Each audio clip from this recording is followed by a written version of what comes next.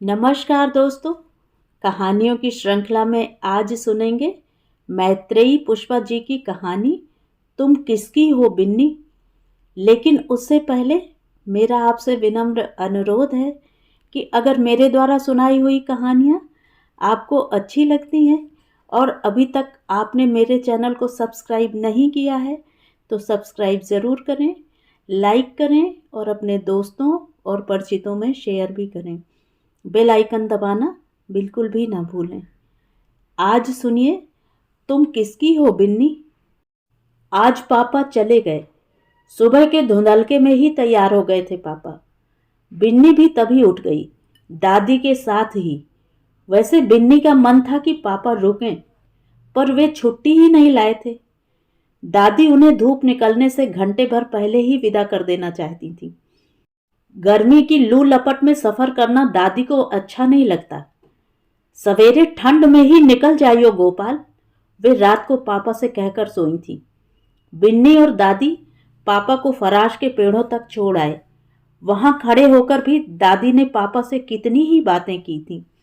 बिन्नी तो दगड़े के ठंडे रेत में एड़ी पर घूम घूम कर पांव के अंगूठे से गोले बनाती रही, गोलाकार वृत्त, जैसे वह अपनी कॉपी पर परकाल से बनाती है, ठीक वैसे ही। पापा आगे बढ़ गए। दादी देर तक खड़ी देखती नहीं।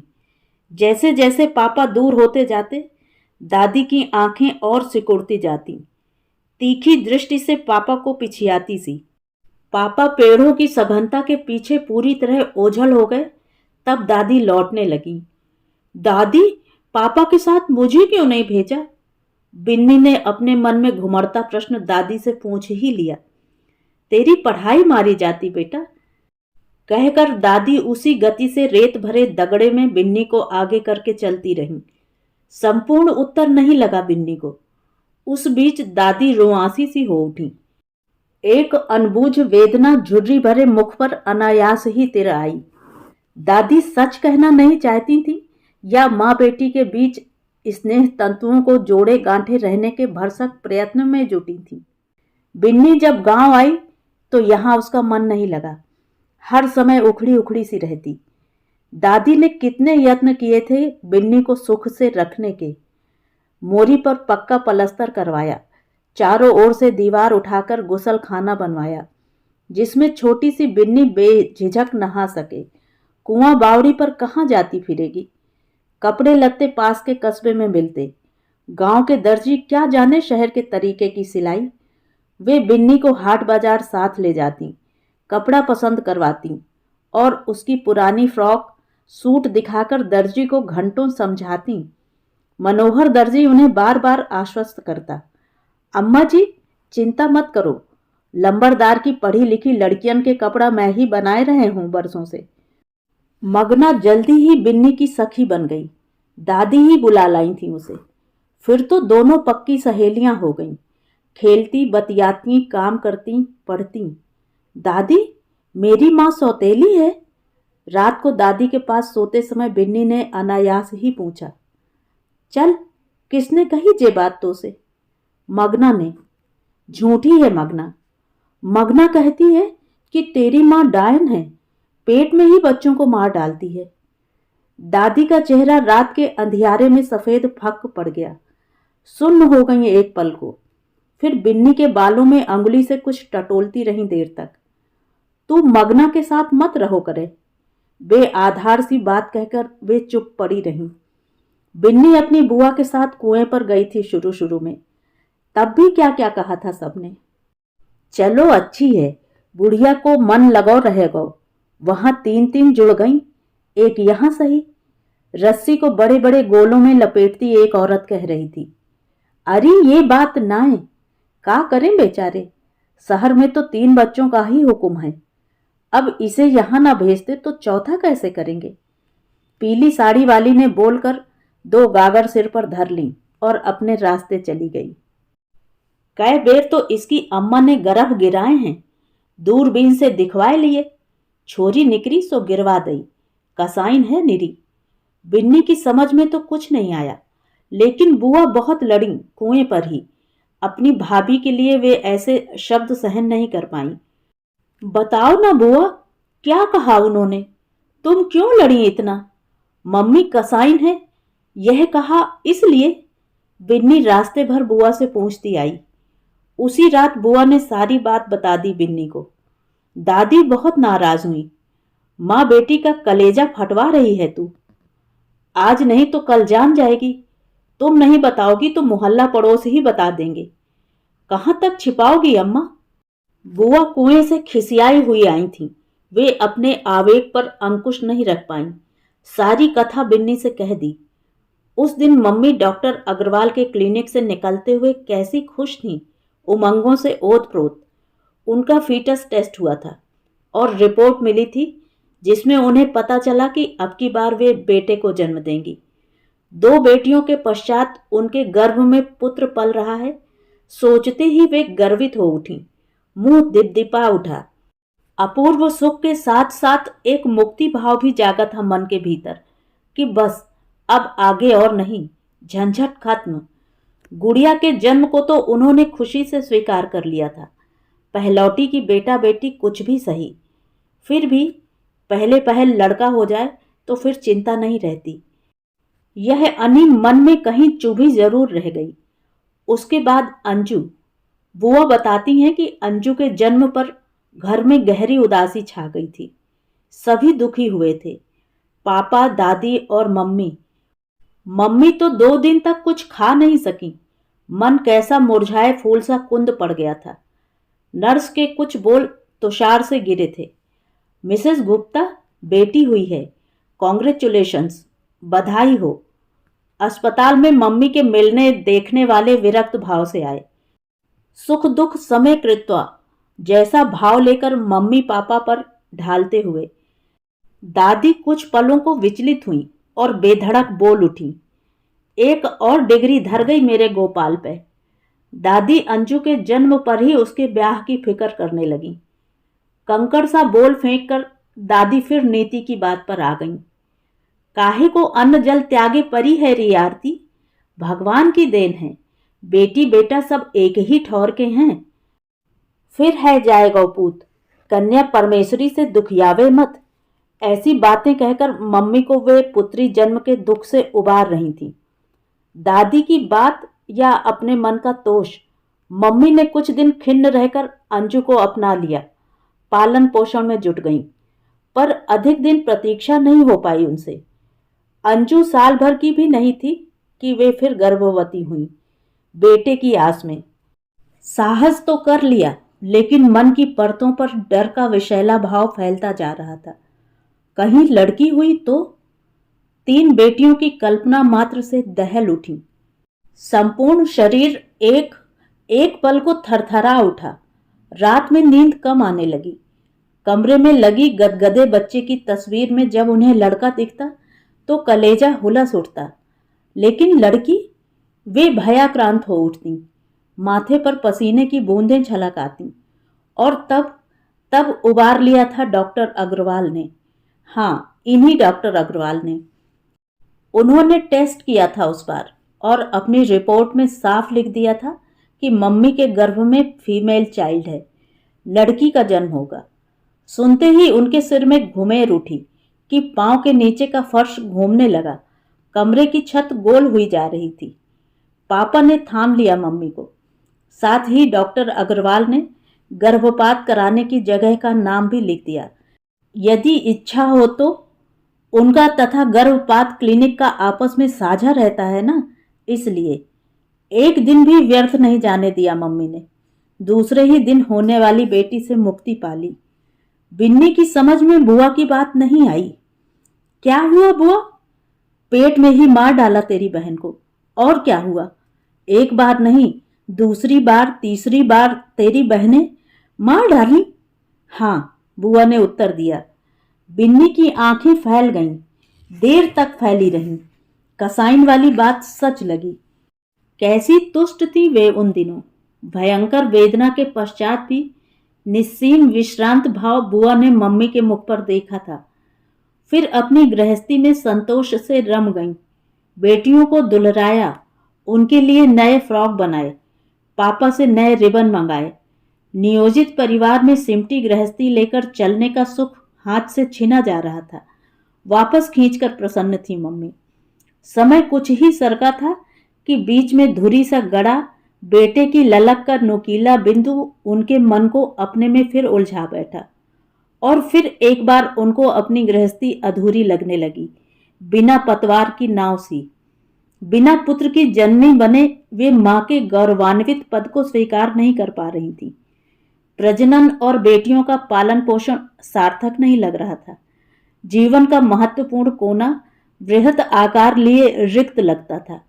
अधूरेपन का एहसास मकड़ी के जाले सा मन पर चारों ओर से लिपट गया। आसपास का माहौल कटीला सा हो गया। तीज त्योहार चढ़ाते बिराते से निकलने लगे। कलेजे में हीनता की हूक सी उठती जो बेचारगी में पलट जाती। राखी हाथ में लिए बेटियां कैसी बेअर्थ लगती, स्वत्वहीन, लाचार, संसार की किसी अमूल्य निधि से वंचित, दुर्लभ रिश्ते से कटी हुई।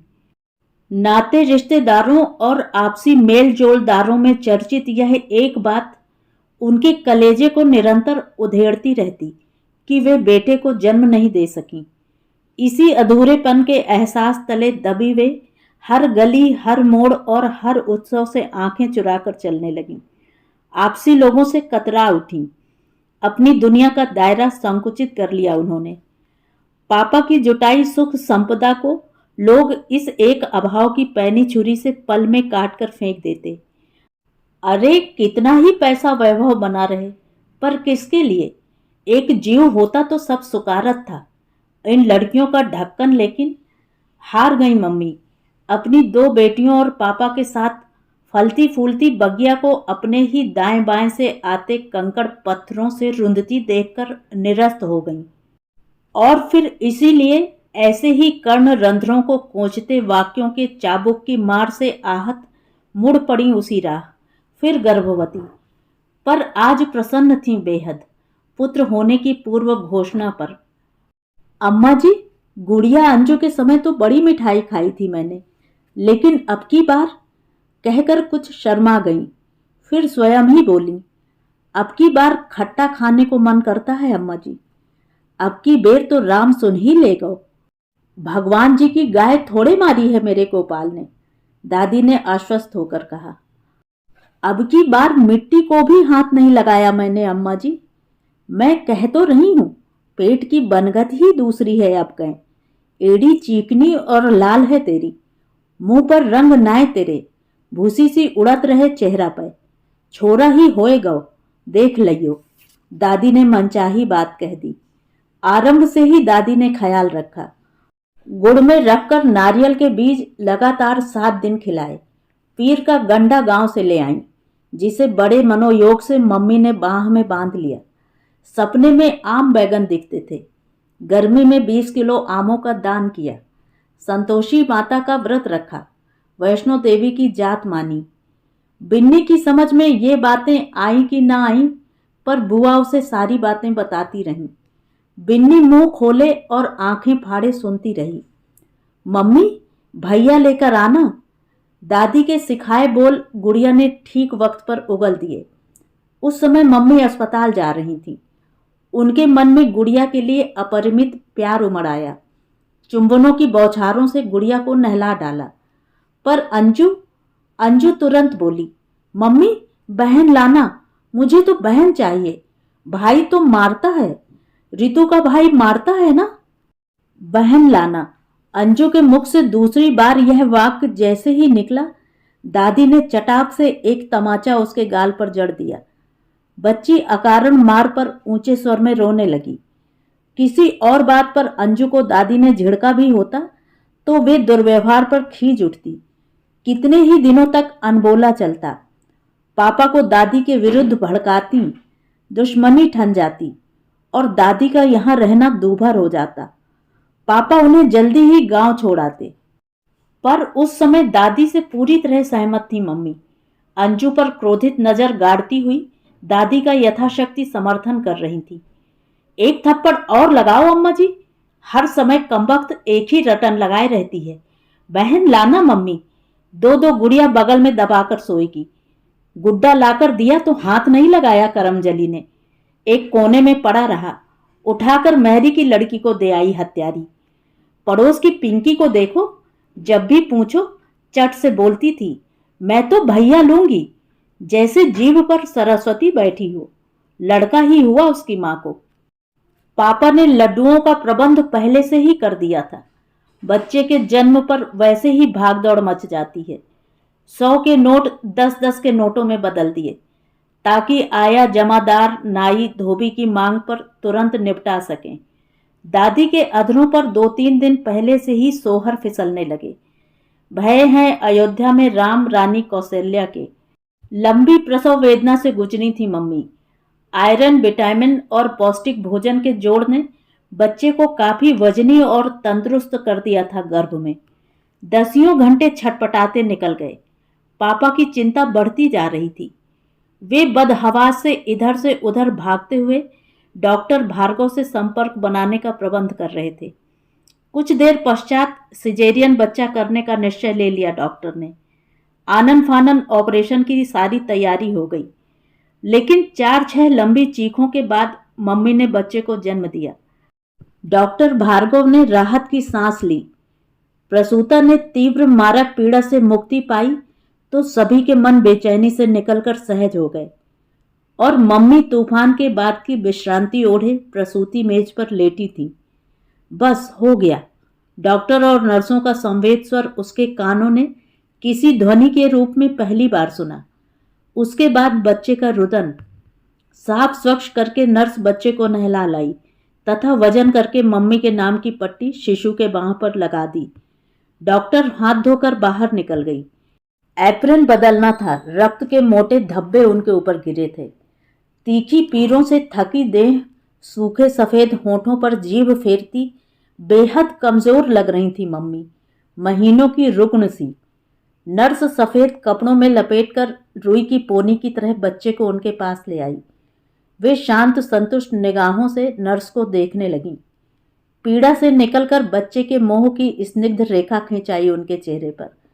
वे चाहती थी नर्स जल्दी से कहे, मिसेज आरती गुप्ता, आपने बेटे को जन्म दिया है, बेटा हुआ है आपके। यही वाक्य सब दोहराएं। दीवारें, छत, खिड़की, पर्दे सब यही बोले कि बेटा हुआ है। यही एक बात सुनने को उनके कान कब से तरस रहे हैं। केवल यही सुनने को जी रही हैं, बड़ी उत्सुक, लालायित। बेटी हुई है मिसेज आरती गुप्ता, कांग्रेचुलेशंस, मुबारक हो। यह आवाज, क्या अप्रत्याशित बात। गूंजता स्वर हृदय की धड़कन बंद करता था। नहीं नहीं, वे विश्वास नहीं कर सकीं। नर्स का फिर दोहराना, सन्न रह गईं वे। कलेजा काटता वाक्य संज्ञा शून्य करता चला जा रहा था। वे हतप्रभ सी विस्फारित नेत्रों से नर्स को देखती रह गईं। हाथ पांव का दम सूता जा रहा था। मूर्धनी में समाने लगी मम्मी। नर्स घबरा गई। मिसेज आरती गुप्ता, आरती। एक बांह से बच्ची संभाले नर्स मम्मी को हिलाए जा रही थी। प्राण तो सुनते ही दादी के भी निकल गए। पापा विचलित हो उठे। दादी होठों में बर्र बर्र न जाने क्या क्या बुदबुदाती रहीं।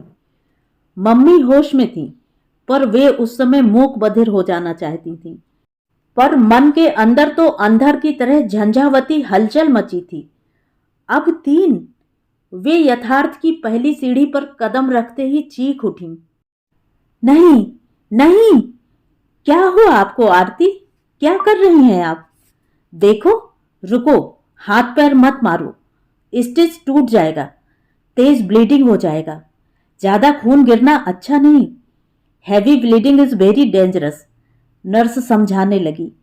पर कहाँ सुना मम्मी ने। मिर्गी के रोगी की तरह हाथ पांव अकड़ा दिए और सचमुच खून की तेज धार बही। बिस्तर पर लाल पोखर सी भर उठी। Doctor, doctor! Bed number 6। Nurse बच्चे को गोद में संभाले ही डॉक्टर भार्गव के पास दौड़ी। भगदड़ मच उठी नर्सों की, परिचारकों की।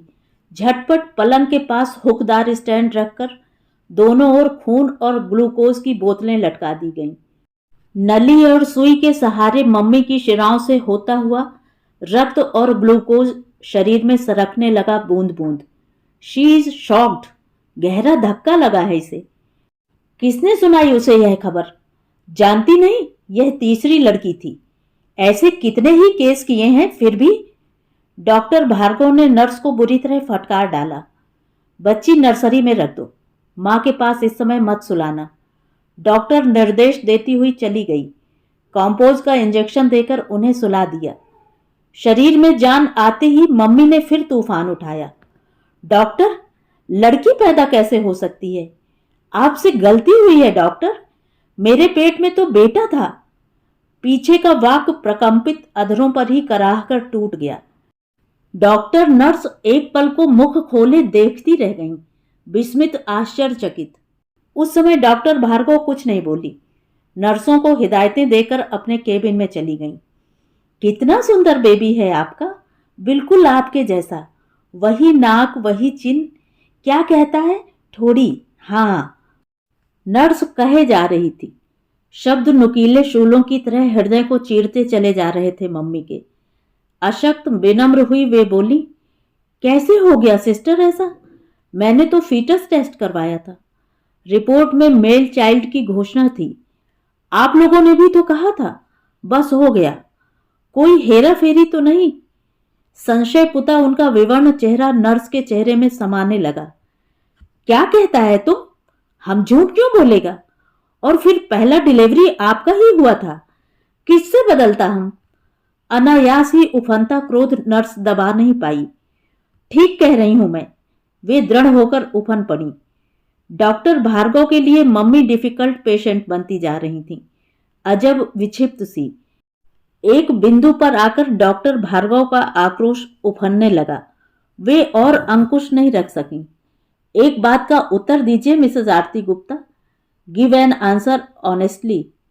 आपकी कोख से वास्तव में ही लड़का पैदा हुआ होता, तब भी क्या आप ऐसे संदेह में पड़ सकती थी? कह सकती थी कि मेरे तो बेटी हुई थी, आपने लड़के से बदल दी। डॉक्टर, दे दो मेरी बेटी। मेरे सवाल का उत्तर दो मिसेस गुप्ता। मम्मी एक पल को चुप हो गईं, अप्रत्याशित प्रश्न से पराजित सी। हाँ, मैं कहती डॉक्टर। धीमी सी मध्यम आवाज आहत योद्धा सी अंदर से उठी और होठों पर पड़ी रह गई। झूठ, बिल्कुल झूठ मिसेस गुप्ता, आप यह नहीं कह सकती थी। आपका लड़खड़ाता स्वर इस बात के लिए तैयार नहीं है। आप क्या, कोई भी नहीं कहता यह। आप में इतना साहस होता तो अपनी बेटी प्रसन्नता से स्वीकार लेती। डॉक्टरी जीवन के 20 वर्ष हो चुके हैं मेरे, 4 अस्पताल बदल चुकी हूं, डिलीवरी करते करते बालों की लटें सफेद हुई हैं। आज तक यह कहने वाला नहीं मिला कि डॉक्टर, हमारे बेटी हुई थी, लड़के से बदल दी आपने, दे दो हमारी बेटी। वे पापा से मुखातिब थी। उस बेटी को लेकर मम्मी को घर आना पड़ा। न किसी ने नेग मांगा, न कोई शगुन बख्शीश के लिए लड़ा झगड़ा। जन्म क्षण से ही फेंका फेंकी का अभियान मचा था। फिर शुभ घड़ी का ऐलान करके किसके सामने हाथ पसारती जमादारनी? गंदगी की बाल्टियां उठाकर चुपचाप फेंकती रही, पॉट देती रही, उठाकर खड़ी करती रही मम्मी को। दादी मम्मी की मनः स्थिति समझती थी। अस्पताल के पलंग से उन्होंने ही बच्ची को गोद में उठा लिया और मम्मी को चलने को कहा। दादी बूढ़े हाथ पांव चलाती रहीं। मम्मी खाएं ना खाएं, पंजीरी हरीरा बनाती रहीं। बच्ची को गुड़ अजवाइन पिलाकर स्वस्थ रखने की चेष्टा करती रहीं। मम्मी से दूध पिलाने के आग्रह पर दादी ने कितनी बार झिड़की खाई। फिर भी, अरे दूध ना पियावेगी तो छाती पक जाएंगी। अस्पताल का मातम घर उठकर आ गया। आने जाने वाले सगे संबंधी जो अंजू के समय सपाट चेहरा लेकर आते थे, इस बार सुस्त होकर आए, पापा पर तरस खाते हुए से, जैसे कोई विशालकाय पहाड़ गिरा हो और पापा के अस्तित्व को तोड़कर चकनाचूर कर गया हो। लड्डुओं का ऑर्डर चुपचाप कैंसिल कर दिया गया। मम्मी ने बेबी कॉट के लिए मेहरी से मनाही भिजवाई दुकानदार को। नई बुशर्ट बनाकर रखी थी, सब धरी ही रह गईं। गुड़िया अंजू के पुराने फ्रॉक खोजे गए, उन्हीं से बच्ची को दादी ने ढक दिया। नामकरण के लिए दादी ने जिद ठानी तो मम्मी झल्ला उठी। आपको नाम 10 टन की सूझ रही है अम्मा जी? अरे सूतक तो उतर जाते, हवन है जातो, नाम राशि पतो चल जाती, दादी ने तर्क धरे। हम नहीं विश्वास करते इन बातों में, मम्मी ने आधुनिकता बरती। बिन्नी नाम अस्पताल में नर्स ने दिया था, वही घर में प्रचलित हो गया। केरलियन क्रिश्चियन नर्स की बेटी का नाम था बिन्नी, विनीता। बड़ी बुआ ने लिखा था, बड़ी आशा लाई थी, अब की बार भाभी से भतीजा होने का नेक सोने की अंगूठी लूंगी, पर यह चुड़ैल कहाँ से टपक पड़ी। इस घर का रास्ता देख लिया है भवानियों ने, पत्थर पर पत्थर चला आ रहा है। पत्र को पढ़कर मम्मी की आंखों में आंसू आ गए, खूब रोई वे। दादी तनिक रोष में आ गई। जी खत किताबत भेजी है उर्मिला ने। अरे हमारे भी तो भाई हैं ये चारों। पापा ने दिन रात समझाया मम्मी को। दादी ने मान अपमान की परवाह किए बिना बिन्नी को उठाने के लिए बराबर कहा और कहती ही रहीं, लेकिन मम्मी ने नहीं छुआ उसको। वे तो सुस्त चुप माटी के निर्जीव बुत सी बैठी रहती। गुड़िया अंजू के प्रति भी उदासीन हो उठी। दादी परेशान हो उठती, खुद ही करती बिन्नी की उलट पलट, फिर मन समझा लेती। अरे जिन बच्चन को कोई नहीं पाले उन्हें भयमाता पाल देते। बिन्नी की भयमाता कभी दादी बनी, कभी महरी और कभी महरी की बेटी। खटोले पर पड़ी थी बिन्नी, मुंह में दूध की बोतल थी। क्षुधातुर आंतों में गया, फंदा लग गया और फिर खांसी का बेअंत दौरा सा पड़ा। निपल निकल गई, आंखें उबल आईं। रोते रोते खटोले से नीचे आ गिरी, जमीन से टकराकर खोपड़ी खच्च से बोली। चीखता स्वर अचानक बंद हो गया। हाय! बर्तन पटक कर महरी दौड़ी, बच्ची को उठाकर कंधे से चिपका लिया। रहम तो करो बहू जी, पेट में से ईंट पत्थर जने तबहू मोह माया उपजत है। तुम कौन सी मट्टी की बनी हो बहू जी? जा कन्या परमेश्वरी ने का बिगाड़ो है तुम्हारो। अरे तुमसे तो हम गरीब गुरबा अच्छे हैं, खाने को रोटी कम सही, पर मोह ममता तो भरपूर है। 4 छोरी हैं मेरे, गलो नाय घोट दियो, मेहनत मशक्कत करके पाल रही हूं। ये पिरान से लगाए कई राखी हैं। महरी अपनी औकात भूलकर लंबा भाषण दे गई। गंवारू उपदेशों में बच्चों की रेल पेल का जो वर्णन महरी ने किया था, उस नासमझी पर मम्मी को तरस आ गया। वे चुप लगा गईं। कोई प्रतिक्रिया जाहिर करना अपनी तौहीन लगा उन्हें। फिर महरी के सिर मड़ दी गई बिन्नी। पापा ने एवज में कुछ रुपए बांध दिए। दिन में नहलाना धुलाना, दूध पानी सब उसके जिम्मे था। रात को दादी करती रहती। दादी के जाने के बाद कोई भी उल्टा सीधा दूध मुंह में ठूंस देता। कपड़े गीले में पड़ी रहती, गंदगी में भिनकती रहती, रो रो कर हलक सूख जाता। महरी देख लेती तो भागी आती। अरे बिटिया बिन्नी, बीमार होती तो महरी ही अपने बच्चों की तरह घोट पीस कर कुछ पिला देती। आरती, बेटी तो हमारी रहेगी, नफरत से क्या लाभ? पापा ने बार बार समझाया। असर तो हुआ था, बस इतना ही कि लोक लाज को वे बिन्नी को उठा लेती, उसके कुछ काम कर देती, बस। ऐसे ही बिन्नी पनपने लगी। गुड़िया और अंजू के कपड़े पहनकर उनके पीछे अकुवाई झिझकी नाजुक नन्ही कोपल सी बढ़ने लगी। पापा ने तो उसे गुड़िया के स्कूल में डालने की बड़ी कोशिश की थी, पर वहां दाखिला ही नहीं हो सका। टेस्ट पास नहीं कर पाई। उस दिन पापा से मम्मी रात भर लड़ी थी। देख लिया, मूढ़ मगज है, दिमाग में गोबर भरा है। फीस बेकार फेंकनी थी तुम्हें, जो इसे वहां दाखिल करने चले थे। पास के स्कूल में डाल दो। उसके बाद का तो बिन्नी को ही याद है सब कुछ। तबीयत ठीक नहीं थी मम्मी की। रसोई में पापा लगे हुए थे। बिन्नी चुपके से पापा के साथ जा लगी। कभी चम्मच लाकर देती, कभी प्याला पकड़ाती। गंदे प्याले पंजों के बल उचक उचक कर धो डाले और संभाल कर धीरे से औंधे सरका दिए। सारी फ्रॉक भीग गई। पापा ने कैसे मीठे से दुलराया, झिड़का। पगली गीली हो गई, मैं धो लेता।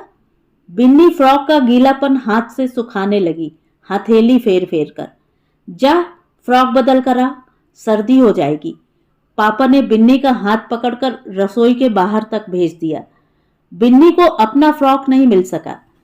पापा ने अंजू का फ्रॉक पहना दिया बिना जाने ही। उन्हें कहाँ पता है कि कौन सा फ्रॉक बिन्नी का है, कौन सा अंजू का।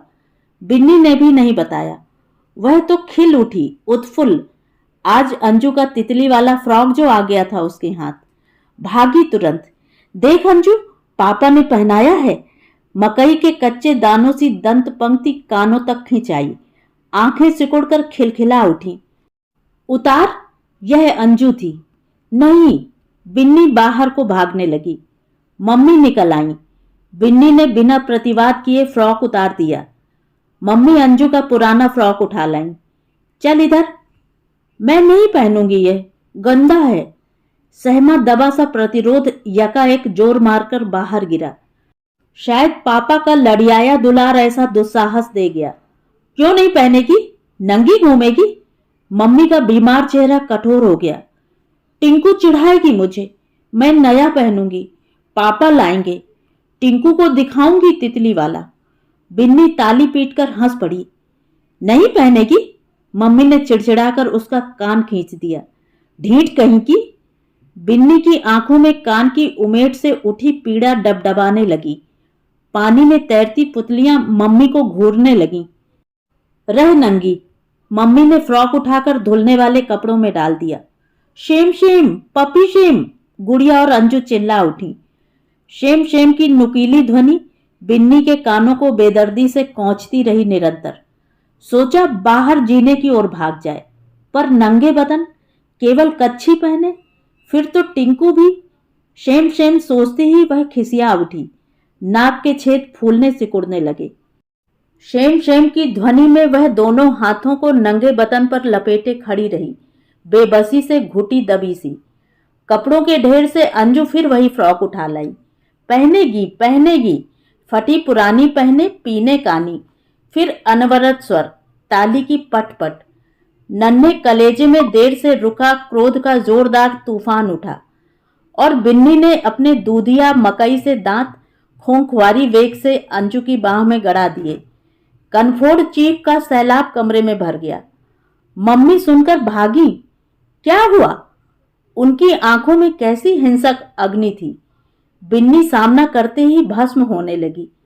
आंखें जो अब तक अंजू को विक्षुब्ध आक्रोश से घूर रही थीं, यकाएक निरीह हो उठी, कतई निस्सहाय। वे जैसे ही समीप आई, उसका पांव कपकपा उठा, थर थर। सूसू निकलकर जमीन पर पूरे बेग से बहने लगा। रोकने की भरपूर चेष्टा के बावजूद बहता रहा निरंतर। एक तरफा आक्रमण झेलने के लिए लाचार, समर्पित। न आज पापा की ढाल थी, न दादी का भरोसा। गीली कच्ची में बाहर भाग जाने का उपक्रम भी नहीं। ढीठ कहीं की, कंजरिया। थप्पड़ों की दर्दीली बौछार। मम्मी के हाथ जब चोट से झंझना उठे तो बिन्नी की नरम बाह पर उन्होंने मांस काटकर ले जाने वाली चिकोटी गाड़ दी।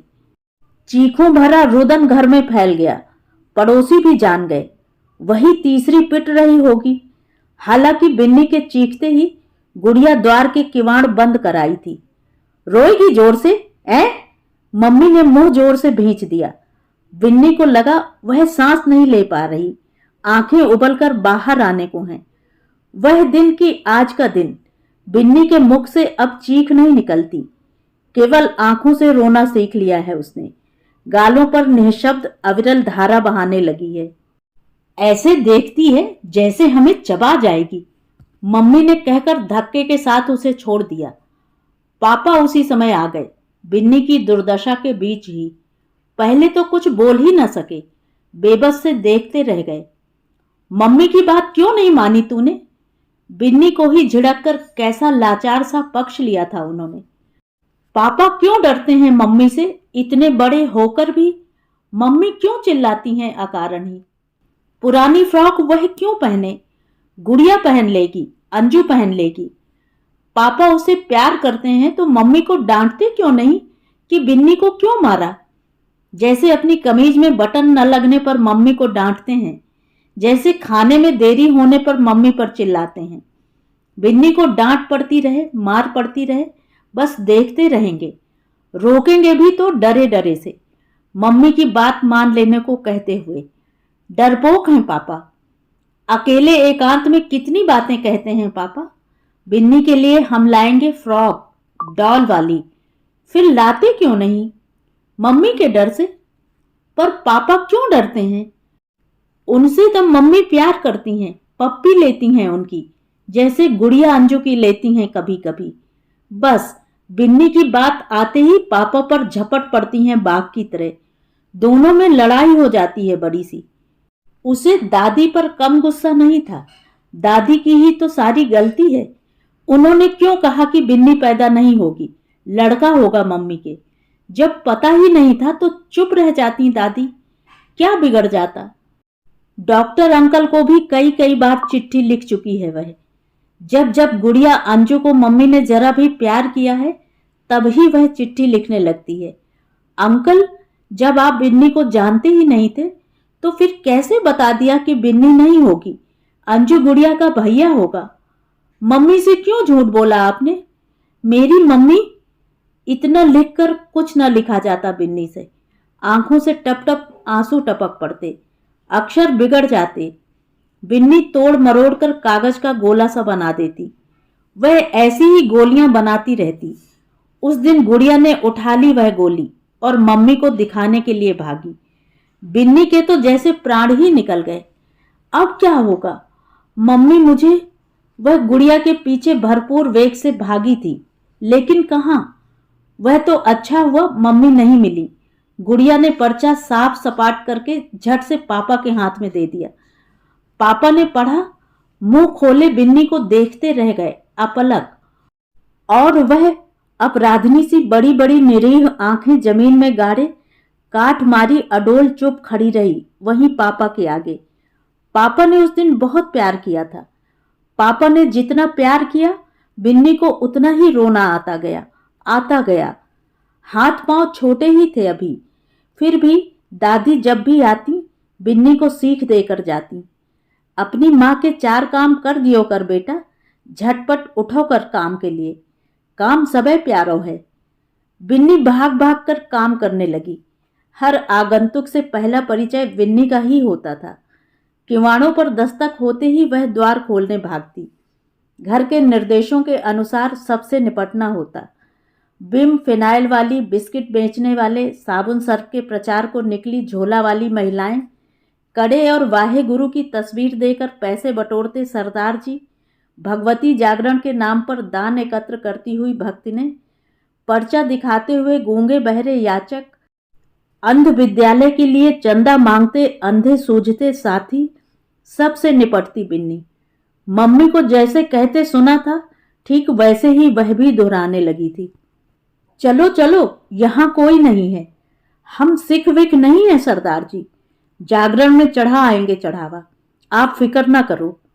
हमें नहीं लेनी बिम फिनाइल, पापा बाजार से ले आते हैं। अंध विद्यालय के लिए 1 रुपया घर में लेने दौड़ती। बिन्नी को देखकर कौन कहता है कि वह 8-9 साल की बच्ची है। वह तो प्रौढ़ चतुरासी वाचाल हो गई थी। आइए बैठिए ना अंकल, पापा आते ही होंगे। पिता के घनिष्ठ मित्र का झोला थाम लेती। चाय पियो ना अंकल, मम्मी को जगा दूं? छोटे छोटे हाथों में चाय का प्याला कांपता किटकिटाता आता। अवांछित लोगों के लिए रटे रटाए जुमले।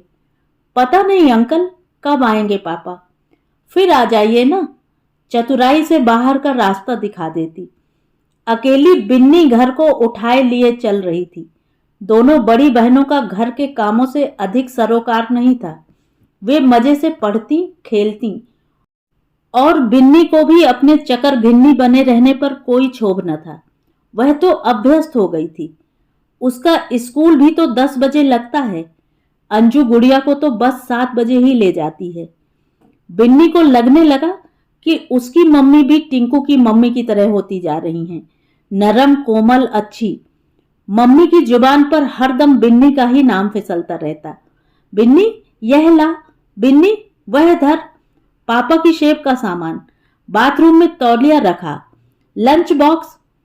पापा भी, बिन्नी जूते निकाल बेटा पलंग के नीचे से, पॉलिश मार देना, जा प्रेस करा ला शर्ट पर, जल्दी लौटना। हाँ, रोजमर्रा के काम थे।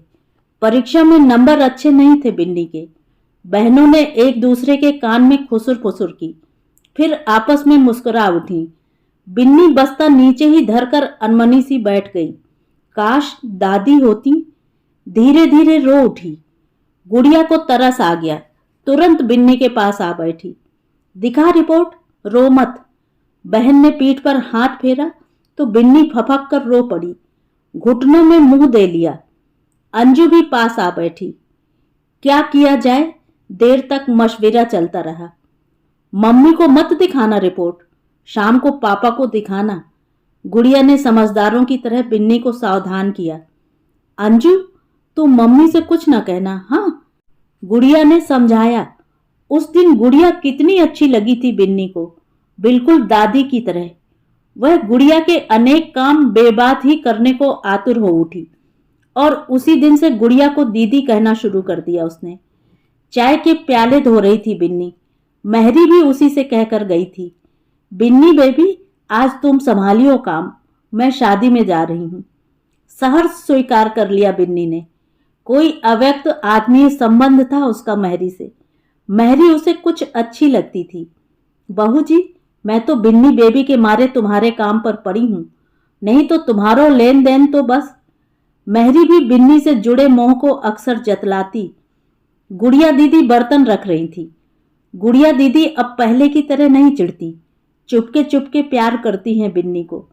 अपने स्कूल से टॉफी ले आती हैं, स्टिकर देती हैं और सेंट रबर भी। नल की धार के नीचे प्याले डालने में बिन्नी को एक गाना याद हो आया, जिसे अंजू अपने स्कूल फंक्शन के लिए तैयार कर रही थी। एक पल को बिन्नी को अपनी आवाज पर विश्वास ही नहीं हो पाया कि यह स्वर उसी का है। लयबद्ध मधुर मीठी आवाज, अंजू से भी अच्छी। दादी बरामदे में बैठी थी। अरे बिन्नी, तू गा रही है बेटा? दादी हंस उठी। बिन्नी गाने में तन्मय मगन। अचानक हाथ से छूटकर प्याला दूसरे प्यालों पर जा गिरा। झन्न झन्न 2 प्यालों को और तोड़ गया। बिन्नी देखती रह गई, विवर्ण मुख सांस रोके। निष्पंद शरीर का रक्त मानो सूख गया हो। आंखें खंडित प्यालों पर चिपक गईं। हाथों की अंगुलियां प्यालों से बिलग हुई टोटियों को सिंक में बर्तनों के बीच खोजने लगीं और ढूंढकर झड़ी हुई जगह पर ज्यों की त्यों चिपका चिपका कर देखती रही। काश फिर से ऐसे ही। मम्मी ने निर्दयता से पीटा था, बहुत बहुत। गुड़िया बचाती रही, संग में पिटती भी रही। मम्मी के क्रोध के विस्फोट से उठी ज्वाला में विधक्त बिन्नी को लगा जैसे उसके बालों को किसी ने जड़ से उखाड़ दिया हो। थप्पड़ों के असह्य आघात, कान को जड़ से उमेठा जाना, आह! ओंठ भींचकर मूक हो जाने की चेष्टा को तोड़ता विवश आर्तनाद। उन अमानवीय प्रहारों में कितने दिन का जमा लावा, कब से रुका बैर। छोटी सी बिन्नी, अबोली जान निरीह। कमरे में से दादी चीख उठी, मार ही डालेगी आज, अपने सिर कलंक लेगी। पागल है गई है गुस्सा में। जा कन्या को मारी के का मिल जाएगो तोय। अबही तक तू नाय अंगेज पाई जाए। दादी कहती नहीं, पर मम्मी के समीप आने का साहस नहीं कर सकी। मम्मी दादी पर फट पड़ी। मुफ्त में आता है क्या? तुम बड़ी हेजदार बन रही हो। मस्तानी है चुड़ैल, देख कर काम नहीं करती। हड्डी पसली टूटेगी तो याद रखेगी। तो से टूट जाता तो? दादी साहस के सेतु पर खड़ी बहस कर रही थी। कैसे टूट जाता? गुड़िया ने क्यों नहीं तोड़ दिया? मम्मी बड़बड़ाती नहीं। दादी हार कर चुप हो गईं। बिरथा कलह बढ़ती। दिन ढलने लगा। बिन्नी सुबकते सुबकते धरती पर ही सो गई। मुंह नाक से पानी बहता रहा। पलकें सूझकर गोलाई में उभर आईं। मम्मी की अंगुलियों के निशान गालों पर स्पष्ट उभरे थे। उस रात पापा घर से दूर पुलिया पर बैठे दादी से देर तक बतियाते रहे। धीरे धीरे न जाने दादी से क्या क्या कहते रहे। बिन्नी दादी को खोजती पुलिया तक चली आई। बस इतना ही सुन सकी, बिन्नी को आप ले जाओ गांव। ना आरती के सामने रहेगी, ना उसका क्रोध बढ़ेगा। खर्चे की फिक्र न करना अम्मा। चल चुप रह। खर्चे की बात पर दादी ने पापा को जोर से झिड़क दिया। मध्यम रोशनी में बिन्नी को खड़ी देखकर पापा चुप हो गए। बातों का सिलसिला वहीं खत्म कर दिया। सुबह ही दादी की डोलची में बिन्नी के कपड़े रख दिए गए। दादी के कपड़ों के लिए पापा ने अपनी अटैची खाली कर दी। मम्मी रसोई में रास्ते के लिए खाना बनाती रहीं। बिन्नी की हिम्मत नहीं हुई उधर जाने की। दो एक बार कनखियों से मम्मी की ओर देखा था, सोचा कुछ मदद करा दे, पर उनका चेहरा खिंचा सा लगा था उसे। वह दादी के पास बैठी रही। बिन्नी, चल बेटा, तैयार हो जा। दादी के कहने पर वह चुपचाप खड़ी रही। चल बिन्नी, चल बेटा, दादी ने बांह पकड़कर कहा तो हाथ मुंह धोकर विरक्त भाव से खड़ी हो गई। पापा ने फिर कहा तो पांव में चप्पल डाल ली। जाते समय बिन्नी ने मुड़कर देखा। मम्मी का गुस्सा उतरा नहीं था, लेकिन वे किवाड़ की आड़ से बिन्नी को देख रही थी। दादी से जमकर झगड़ा हुआ था कल। दोनों के मन में कड़वाहट का कसैला स्वाद था, करेले के जैसा। एक दूसरे से अबोला था। अंजू और गुड़िया सड़क तक आए। गुड़िया दीदी ने कार्टून वाली किताब दी थी और अंजू ने वे रिबन दे दिए जिनको बिन्नी ललक भरी नजरों से देखा करती थी। कैसे जान गई अंजू? चिट्ठी लिखना बिन्नी, कहकर गुड़िया उधर को फिर देख नहीं सकी। आंखें पोंछती घर की ओर चली गई। पापा स्टेशन पर गाड़ी में बैठा आए। वहीं से एक सुंदर सी डॉल खरीदती बिन्नी के लिए। पर बिन्नी क्या अब इतनी छोटी थी, गुड़िया खेलने लायक? पापा यह जानते थे कि नहीं, लेकिन अब तक कभी दे नहीं पाए थे, इसलिए कुछ टॉफी, बिस्कुट, फल आदि। बिन्नी, पापा ने सिर पर हाथ धरा। बिन्नी ने सिर झुका लिया। सुन सुन नाक की आवाज आती रही। गाड़ी की तीखी सीटी और पहियों की छुक छुक में सारे स्वर दब गए। इतने दिन बाद पापा गांव आए तो बिन्नी खिल उठी। पापा, वह लिपट गई। पापा ने बिन्नी को बाहों में भर लिया। बिन्नी उमंगों में भरी फुदकती फिर रही थी, शरारती चिड़िया सी। उसने दादी के साथ सब्जी काटी, पूरियां बेली, भागकर बनिए की दुकान से बूरा ले आई, बेला भरकर मीठा दही निकाला। उसे हंसी आ रही थी। कैसे खाएंगे पापा इतने बड़े बेला में से दही? घर में तो नन्ही आंख से कटोरियों में सब्जी रायता खाते हैं, जरा भी ज्यादा हो जाए तो। दादी ने कांसे की बड़ी सी थाली में इकट्ठी 4 पूरियां रख दी। बिन्नी सोचती रह गई, दादी भी खूब हैं, जानती तो है पापा नन्ही सी 3 रोटियां खाते हैं, फिर भी। वह हैरान थी, मुंह खोले देख रही थी। सच नहीं लगता था। पापा ने बेला मुंह से लगाकर सारा दही पी लिया। पूरी और मांगी। पानी लंबे गिलास से पीकर जोर से डकार ली। वह खिलखिलाकर हंस पड़ी। कैसे हो गए पापा यहां आकर? बिल्कुल दादी के लड़के। मम्मी वाले पापा तो कहीं भी नहीं हैं। बिन्नी ने दादी के साथ रात में खाट पर बिस्तर बिछाया। दरी पर नई सफेद चादर, नया गिलाफ चढ़ा तकिया। ना डनलप का गद्दा, ना फोम का तकिया, ना नाइट बल्ब। कैसे सोएंगे पापा? पर पापा आराम से सो गए। कैसे अपने से लगे थे पापा उसे? बिल्कुल बिन्नी के, किसी के भी नहीं, केवल उसके। उसी के लिए तो आए थे पापा। बिन्नी गहरी नींद में थी। अचानक आंख क्यों खुल गई, जान नहीं सकी। बातें होने का आभास। दादी और पापा में गंभीर बहस छिड़ी थी, शायद उसी को लेकर। अम्मा, आरती से काम नहीं बनता, 6ठा महीना चल रहा है, बहुत कमजोर हो गई है। दादी ने निश्वास भरा हुंकार किया। अम्मा, अपनी मम्मी के लिए बिन्नी में मोह माया ज्यादा ही है, इतना उन दोनों ने नहीं। उन्हें तो जब से पता चला है कि घर में नया बच्चा, तब से दोनों लड़कियां मां की दुश्मन हो गईं, मुंह से बात नहीं करती। देखा था अम्मा, मां के इशारे पर कैसी नाचती फिरती थी बिन्नी, सारा काम उठा लेती थी। बेटा गोपाल, बिन्नी तेरी बेटी है, तेरा हक है पूरा। पर मैंने यहां आके जे स्कूल में दाखिल कर दई। बड़ी होशियार है, अव्वल आई है 6 में। इसकी साल बर्बाद है जाएगी बेटा, अब इसे मेरी रहने दे। सो जा तू, सवेरे जानो है तोय। तो ये थी कहानी। कहानी आपको कैसी लगी कमेंट करके ज़रूर बताएं।